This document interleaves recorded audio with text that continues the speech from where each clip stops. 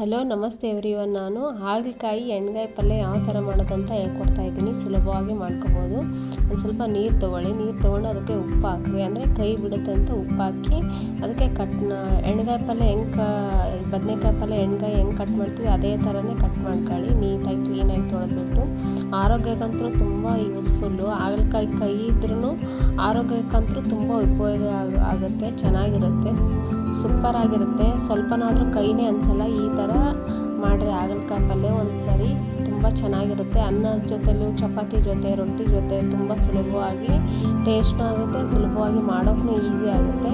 ನೋಡಿ ಈ ಥರ ಕಟ್ ಮಾಡ್ಕೋಬೇಕು. ಸೇಮ್ ಬದನೆಕಾಯಿ ತುಂಬಕಾಯಿ ಯಾವ ಥರ ಕಟ್ ಮಾಡ್ಕೊತೀವಿ ಅದೇ ಥರನೇ ಕಟ್ ಮಾಡ್ಕೊಳ್ಳಿ. ಅಷ್ಟು ನಾನು 4 ಮಾಡ್ತಾಯಿದ್ದೀನಿ, ಅಂದರೆ 4 ಅಂದರೆ ಇದೇ ಜಾಸ್ತಿನೇ ಆಗಿಬಿಡುತ್ತೆ. ಒಂಥರ ನೀರು ಥರ ಮಾಡಿದರೆ ಚೆನ್ನಾಗಿರುತ್ತೆ. ಎಷ್ಟು ಬೇಕೋ ಅಷ್ಟು ತೊಗೊಳ್ಳಿ ನೀವು ಹಾಗಲಕಾಯಿ. ಒಂದು ಸ್ವಲ್ಪ ಹುಳಿ ತೊಗೊಳ್ಳಿ, ಹುಣಸೆಹಣ್ಣು ನೆನೆ ಇಡಿ ನೀರಲ್ಲಿ. ಒಂದು ಸ್ವಲ್ಪ ಕೊತ್ತಂಬರಿ ತೊಗೊಂಡು ನೋಡಿ ಈರುಳ್ಳಿ ಆ ಗಾತ್ರದಲ್ಲಿ ಈರುಳ್ಳಿ ಕಟ್ ಮಾಡ್ಕೊಳ್ಳಿ. ಒಂದು ಈರುಳ್ಳಿ ಸಾಕು, ಒಂದು 4 ಹಾಗಲಕಾಯಿ ಪಲ್ಯಗೆ. ಕರಿಬೇವು, ಈರುಳ್ಳಿ, ಕೊತ್ತಂಬರಿ ಎಲ್ಲ ರೆಡಿ ಮಾಡ್ಕೊಳ್ಳಿ. ಹುಣಸೆಹಣ್ಣು ಇಷ್ಟಿದ್ರೆ ಸಾಕು. ತರಕಾರಿ ಟೊಮೊಟೊ ಹಾಕಬೇಡಿ, ಹುಳಿ ಹಾಕ್ತೀವಲ್ಲ ಅದಕ್ಕೋಸ್ಕರನೇ. ನೋಡಿ ಒಂದು ಪ್ಯಾನ್ಗೆ ಚೆನ್ನಾಗಿ ಫ್ರೈ ಮಾಡ್ಕೊಳ್ಳೋಕ್ಕೆ ಹಾಗಲಕಾಯಿ ಹಾಕಿ ಚೆನ್ನಾಗಿ ಫ್ರೈ ಆಗಬೇಕು. ಅದು ನೋಡಿ ಈ ಥರ ಲೋ ಫ್ಲೇಮಲ್ಲಿಟ್ಟು ಚೆನ್ನಾಗಿ ನೀಟಾಗಿ ಫ್ರೈ ಮಾಡ್ಕೊಳ್ಳಿ. ಅದಕ್ಕೊಂದು ಸ್ವಲ್ಪ ಎಣ್ಣೆ ಹಾಕ್ರಿ, ಎಷ್ಟು ಬೇಕಾಗುತ್ತೋ ಅಷ್ಟು ಹಾಕ್ರಿ, ಚೆನ್ನಾಗಿರುತ್ತೆ. ಫ್ರೈ ಆದರೆ ಒಂದು ಸ್ವಲ್ಪ ಕೈ ಇರೋದು ಕಮ್ಮಿ ಆಗುತ್ತೆ, ಕೈ ಆಗಲ್ಲ ಪಲ್ಯ ಅಂತೇಳಿ ಫ್ರೈ ಮಾಡ್ಕೊತಾ ಇದ್ದೀನಿ. ತುಂಬ ಸುಲಭವಾಗಿ ಚೆನ್ನಾಗಿರುತ್ತೆ.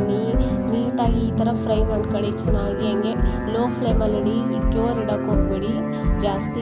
ಒಲೆ ಗ್ಯಾಸ್ ಸ್ಟವ್ ನೋಡಿ ಮುಚ್ಚ್ರಿ, ಬೇಗ ಬೆಂದ್ಕೊಂಬಿಡುತ್ತೆ ಅದು ಹಾಗಲಕಾಯಿ. ನೋಡಿ ಇದು ಈ ಥರ ಆಗೈತೆ. ನೋಡಿ ಈ ಥರ ಬೆಂದಿದೆ, ನೋಡಿ ಈ ಥರ ಫ್ರೈ ಆಗುತ್ತೆ ಹಾಗಲಕಾಯಿ. ಸೂಪರಾಗಿರುತ್ತೆ. ನೀವು ಮಾತ್ರ ಮಾಡಿದರೆ ಮಿಸ್ಸೇ ಮಾಡಲ್ಲ. ಯಾವಾಗಲೂ ಹಾಗಲಕಾಯಿ ಪಲ್ಯ ತಿನ್ನಬೇಕಂತಲೇ ಅನಿಸುತ್ತೆ. ಈ ಥರ ಫ್ರೈ ಆಗಿದೆ ನೋಡಿ, ಈ ಥರನೇ ಫ್ರೈ ಆಗಬೇಕು. ಕೆಂಪು ಬಣ್ಣ ಬಂದುಬಿಡುತ್ತೆ ನೋಡಿ, ಈ ಥರ ಆಗಿಬಿಡುತ್ತೆ, ಚೆನ್ನಾಗಿರುತ್ತೆ. ನೋಡಿ ಈ ಥರ ಆಗಬೇಕು. ಚೆನ್ನಾಗಿ ಲೋ ಫ್ಲೇಮಲ್ಲೇ ಇಡಿ, ಜೋರಂತೂ ಇಡೋಕ್ಕೆ ಹೋಗಬೇಡಿ ಗ್ಯಾಸು. ನೋಡಿ ಫ್ರೈ ಆಗೈತೆ. ತೊಗೊಳ್ಳಿ ಒಂದು ಪ್ಲೇಟಲ್ಲಿ ಇಲ್ಲ ಒಂದು ಪಾತ್ರೆಯಲ್ಲಿ ತಕ್ಕೊಳ್ಳಿ. ಅದಕ್ಕೆ ಒಗ್ಗರಣೆಗೆ ರೆಡಿ ಮಾಡ್ಕೊಳ್ಳಿ.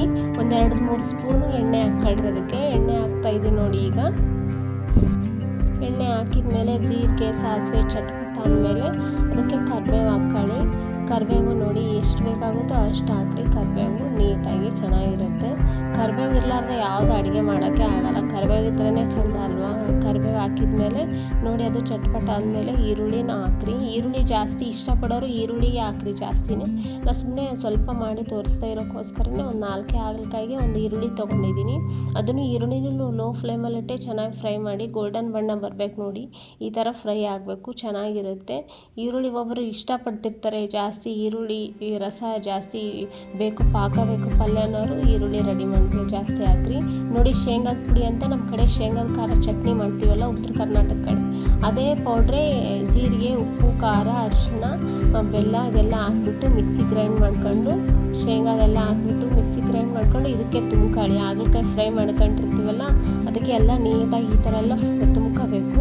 ಎಲ್ಲ ತುಂಬ್ಕೊಂಡ ನಂತರ ಅದು ಚೆನ್ನಾಗಿರುತ್ತೆ. ಒಬ್ಬೊಬ್ಬರು ಶೇಂಗಾದ ಪುಡಿ ಜಾಸ್ತಿ ಇಷ್ಟಪಡೋರು ಜಾಸ್ತಿನೇ ಹಾಕ್ರಿ. ನಾನು ಎಷ್ಟು ಬೇಕಾಗುತ್ತೆ ಅಷ್ಟು ಅದೇ ಪ್ರಮಾಣದಲ್ಲೇ ತೊಗೊತಾ ಇದ್ದೀನಿ. ಅದು ಈರುಳ್ಳಿ ಎಲ್ಲ ಚೆನ್ನಾಗಿ ಗೋಲ್ಡನ್ ಬಣ್ಣ ಬಂದಮೇಲೆ ಇದು ಎಲ್ಲ ತುಂಬ್ಕೊಂಡಿರ್ತೀವಲ್ಲ ಹಾಗಲಕಾಯಿ, ಅದನ್ನು ಅದಕ್ಕೆ ಹಾಕ್ರಿ. ನೋಡಿ ಅದು ಲೋ ಫ್ಲೇಮಲ್ಲೇ ಇಡಿ, ಗ್ಯಾಸ್ ಮಾತ್ರ ಜೋರಾಗಿ ಇಡೋಕ್ಕೆ ಹೋಗಬೇಡಿ. ಚೆನ್ನಾಗಿ ಕಲಿಸ್ಕೊಳ್ಳಿ. ಸ್ಪೂನ್ ತೊಗೊಂಡು ನೀಟಾಗಿ ಈ ಥರ ಕಲಿಸ್ಬೇಕು ನೋಡಿರಿ, ನೀಟಾಗಿರುತ್ತೆ, ಸೂಪರಾಗಿರುತ್ತೆ. ಶೇಂಗಾದ ಪುಡಿ ಒಂದು ಸ್ವಲ್ಪ ಲೋ ಫ್ಲೇಮಲ್ಲಿ ಇಟ್ಟರೆ ಚೆನ್ನಾಗಿಲ್ಲ ಅಂದರೆ ಬೇಗ ತಳ ಅಂಟಿಸ್ಬಿಡುತ್ತೆ. ನೋಡಿ ಹುಣಸೆಹಣ್ಣು ಬೆಲ್ಲ ಹಾಕ್ರಿ. ಈಗ 1-2 ಸ್ಪೂನ್ ಬೆಲ್ಲ ಹಾಕ್ತಾಯಿದ್ದೀನಿ ನೋಡಿ. 1-2 ಸ್ಪೂನ್ ಬೆಲ್ಲ ಹಾಕ್ತಾಯಿದ್ದೀನಿ. ಬೆಲ್ಲ ಹಾಕಿದ್ಮೇಲೆ ಲೋ ಫ್ಲೇಮಲ್ಲಿಟ್ಟೆ ಚೆನ್ನಾಗಿ ಫ್ರೈ ಮಾಡ್ಕೊಳ್ಳೋದಲ್ಲ ನೀಟಾಗಿ. ಜೋರು ಒಲೆ ಮಾತ್ರ ಇಡೋಕ್ಕೆ ಹೋಗಬೇಡಿ, ಅಂಟಿಸ್ಬಿಡುತ್ತೆ. ಶೇಂಗಾ ಪೌಡ್ರ್ ಹಾಕಿರ್ತೀವಲ್ಲ ಬೇಗ ತಳ ಹಿಡಿದ್ಬಿಡುತ್ತೆ. ನೋಡಿ ಹುಣಸೆಹಣ್ಣು ಅಂತೈತೆ. ಎಷ್ಟು ಬೇಕಾಗುತ್ತೆ ಅಷ್ಟು ಹುಳಿ ಜಾಸ್ತಿ ಇಷ್ಟಪಡೋರು ಹುಳಿ ಜಾಸ್ತಿ ಹಾಕೊಳ್ಳಿ, ಇಲ್ಲ ನಾವು ಹುಳಿ ಜಾಸ್ತಿ ತಿನ್ನಲ್ಲ ಅನ್ನೋರು ಈ ಥರ ಸ್ವಲ್ಪ ಹಾಕ್ರಿ. ನಾನು ಸುಮ್ಮನೆ ನೋಡ್ಬಿಟ್ಟು ಹಾಕ್ತಾಯಿದ್ದೀನಿ. ಹುಳಿ, ಉಪ್ಪು, ಖಾರ, ಬೆಲ್ಲ ಇರುತ್ತಲ್ಲ, ಚೆನ್ನಾಗಿರುತ್ತೆ, ಸೂಪರಾಗಿರುತ್ತೆ. ಪಲ್ಯ ಚೆನ್ನಾಗಿರುತ್ತೆ. ಇನ್ನೂ ಮತ್ತೆ ಮಾಡ್ಕೊಂಡು ಉಣ್ಬೇಕಪ್ಪ ಪಲ್ಯ ಅಂತೀರಾ. ಹಾಗಲಕಾಯಿ ಒಬ್ಬೊಬ್ರು ಮನೇಲಿ ಇಷ್ಟಪಡಲ್ಲ, ಹಾಗಲಕಾಯಿ ಪಲ್ಯನೇ ಇಷ್ಟಪಡ್ತಿರಲ್ಲ ಅಂಥವ್ರ ಮನೇಲಿ ಈ ಥರ ಮಾಡಿ ನೋಡಿರಿ, ಸೂಪರಾಗಿರುತ್ತೆ. ಕೈ ಅಂತಾನೆ ಅನಿಸಲ್ಲ. ಚೆನ್ನಾಗಿ ನೋಡಿ. ಮತ್ತೆ ಪ್ಲೇಟ್ ಮುಚ್ಚಿರಿ ಚೆನ್ನಾಗಿ. ಪ್ಲೇಟ್ ಯಾಕೆ ಮುಚ್ಚೋದಂತಂದರೆ ಬೇಗ ಬೇಯುತ್ತಂತ. ಯಾವುದೇ ಅಡುಗೆ ಮಾಡಿದ್ರು ಪ್ಲೇಟ್ ಮುಚ್ಚಿದರೆ ಬೇಗ ಅಡುಗೆ ಬೇಯುತ್ತೆ. ನೋಡಿ ರೆಡಿ ಆಗೈತೆ ಹಾಗಲಕಾಯಿ ಪಲ್ಯ. ಸುಲಭವಾಗಿ ಈಸಿ ಆ್ಯಂಡ್ ಟೇಸ್ಟಿ ಚೆನ್ನಾಗಿ ಮಾಡ್ಕೋಬೋದು. ಚಪಾತಿ ಜೊತೆ ಈ ಥರ ಮಾಡಿರಿ, ಮಕ್ಕಳು ತಿನ್ನಲ್ಲ ಅಮ್ಮ ಕೈ ಆಗೈತೆ ತಿನ್ನಲ್ಲ ಅಂತಿರ್ತಾರಲ್ಲ, ಈ ಥರ ಮಾಡಿಕೊಡಿ. ಮಕ್ಕಳಿಗೆಲ್ಲ ತರಕಾರಿ ತಿನ್ನೋದು ಕಲಿಸ್ಬೇಕು. ಆರೋಗ್ಯ ಆವಾಗಿನ ಕಾಲದ ಜನ ಹಾಗಲಕಾಯಿ ಪಲ್ಯ ಯಾವುದೂ ತಿನ್ನಲ್ಲ ಅಂತಿರಲಿಲ್ಲ, ಎಲ್ಲ ತಿಂತಿದ್ರು. ನೋಡಿ ರೆಡಿಯಾಗಿದೆ. ಈಸಿ ಆ್ಯಂಡ್ ಟೇಸ್ಟಿ, ಸುಲಭವಾಗಿ ಮಾಡ್ಕೋಬೋದು ಮನೆಯಲ್ಲೇ, ಸೂಪರಾಗಿರುತ್ತೆ. ಈ ನನ್ನ ರೆಸಿಪಿ ಇಷ್ಟ ಆದರೆ ಲೈಕ್ ಮಾಡಿ, ಫಾಲೋ ಮಾಡಿ. ಧನ್ಯವಾದಗಳು. ಸ್ಕಿಪ್ ಮಾಡದೆ ವಿಡಿಯೋ ನೋಡಿ. ನನ್ನ ಎಲ್ಲ ವಿಡಿಯೋಗಳನ್ನು ಲೈಕ್ ಮಾಡಿ. ಧನ್ಯವಾದಗಳು ಫ್ರೆಂಡ್ಸ್.